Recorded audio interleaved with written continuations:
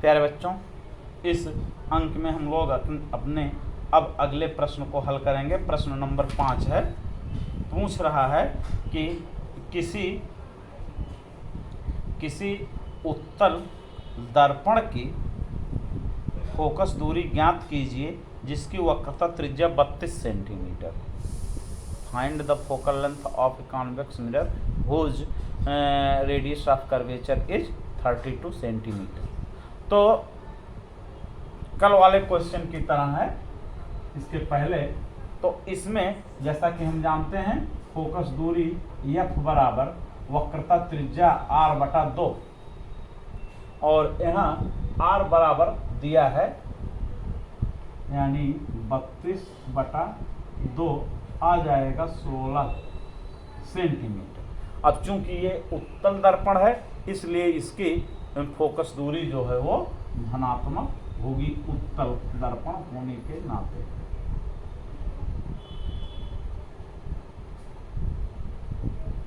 ये तो इस प्रकार से हम इसके प्रश्न को हल करेंगे।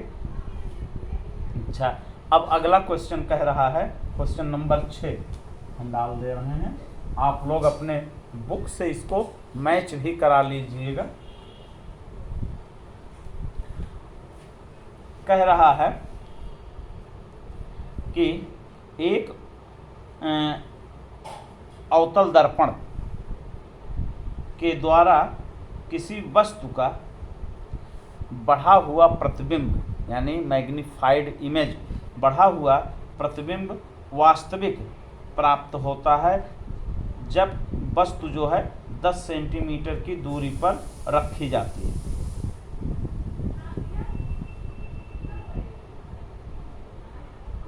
तो पूछ रहा है कि इसका प्रतिबिंब कहाँ बनेगा, यानी एक वस्तु जो है एक अवतल दर्पण के सामने 10 सेंटीमीटर की दूरी पर रखी जाती है और उसका 3 गुना बड़ा प्रतिबिंब प्राप्त होता है वास्तविक। ध्यान देना, अवतल दर्पण जो है वास्तविक और आभासी दोनों प्रकार का प्रतिबिंब बनाता है वस्तु की स्थिति के ऊपर। तो यहाँ पे जो पूछ रहा है क्वेश्चन में कि एक वस्तु जो है किसी अवतल दर्पण के सामने 10 सेंटीमीटर की दूरी पर रखी जाती है और वह अवतल दर्पण जो है इस वस्तु का वास्तविक प्रतिबिंब 3 गुना बड़ा बनाता है। तो पूछ रहा है कि यह वस्तु का प्रतिबिंब कहाँ बनेगा। तो ये जहाँ गुना की बात आए, प्रतिबिंब बड़ा या छोटा बने, वहाँ पर हम तुरंत आवर्धन वाला सूत्र लगाएंगे। आवर्धन का मतलब ये होता है कि बढ़ा हुआ रूप, मैग्नीफाइड फॉर्म, या घटा हुआ। अभी आधा लंबाई का आधा प्रतिबिंब बनाता तो भी हम आवर्धन लेते, लेकिन वो आवर्धन 1 से कम होता। तो ऐसी स्थिति में जो आवर्धन का सूत्र होता है उसका हम प्रयोग करेंगे। प्रतिबिंब जो है उल्टा बन रहा है। ध्यान देना कि जैसे मान लीजिए कि ये अवतल दर्पण, ये इसका पोल है ध्रुव, ये इसका फोकस है F, ये इसका वक्रता केंद्र है C। अब वस्तु यहीं पे रखी जाती है। अब इसका प्रतिबिंब जो है वो 3 गुना बड़ा बनता है।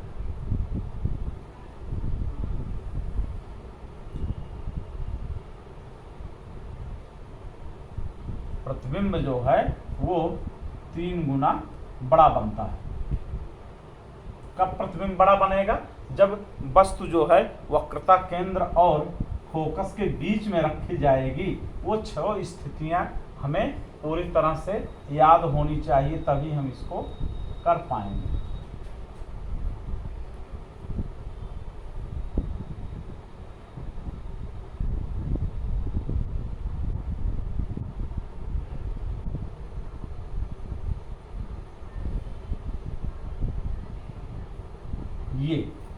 ये मान लीजिए कि इसका किरण आ रही है, ये इस प्रकार से। ये वास्तविक प्रतिबिंब है, वास्तविक प्रतिबिंब सदैव उल्टा होता है। अब यहाँ पर दिया है, इस दूरी को हमें ज्ञात करना है, यही है प्रतिबिंब की दूरी v, और ये दिया हुआ है प्रतिबिंब की वस्तु की दूरी u। और अब देखें यहाँ पे ध्यान से, तो जो आवर्धन है वो यहाँ पे निगेटिव है। अगर वस्तु का प्रतिबिंब उल्टा बन रहा है तो इसका मतलब, क्योंकि वस्तु के प्रतिबिंब और वस्तु की लंबाई के अनुपात को ही आवर्धन कहते हैं, m बराबर I/O। अब यहाँ पे O की दिशा तो ऊपर की ओर हमेशा रहती है, यानी ऑब्जेक्ट की, लेकिन इमेज की अर्थात I की दिशा यहाँ पे नीचे है, तो इसका मतलब ये है कि आवर्धन जो है तुरंत निगेटिव हो गया। यहाँ आवर्धन m बराबर दिया है -3, और जो आवर्धन का सूत्र होता है वो m बराबर जो होता है वो I/O बराबर -v/u। तो यहाँ पर जब हम रखेंगे m बराबर -3 और v का मान ज्ञात करना है और u का मान -10, क्योंकि प्रतिबिंब ये u जो है दिया हुआ है -10, यानी इधर की ओर रखा है, इसका मतलब u की साइन जो है चिन्ह निगेटिव होगा। तो यहाँ से हम निकालेंगे तो इस माइनस से ये माइनस कट जाएगा और v बराबर हमें मिल जाएगा 3 × 10 -, तो यानी v बराबर -30 सेंटीमीटर, यानी वस्तु का प्रतिबिंब दर्पण से 30 सेंटीमीटर दर्पण की ओर ही बनेगा, in front of the mirror, तो दर्पण की ओर बनेगा। इस प्रकार ये 6वां प्रश्न हो गया।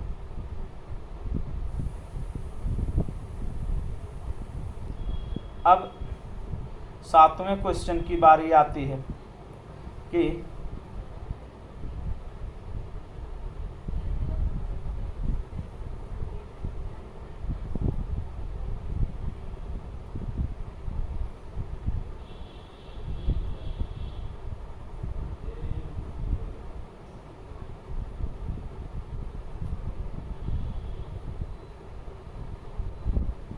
इसमें पूछ रहा है कि एक प्रकाश की किरण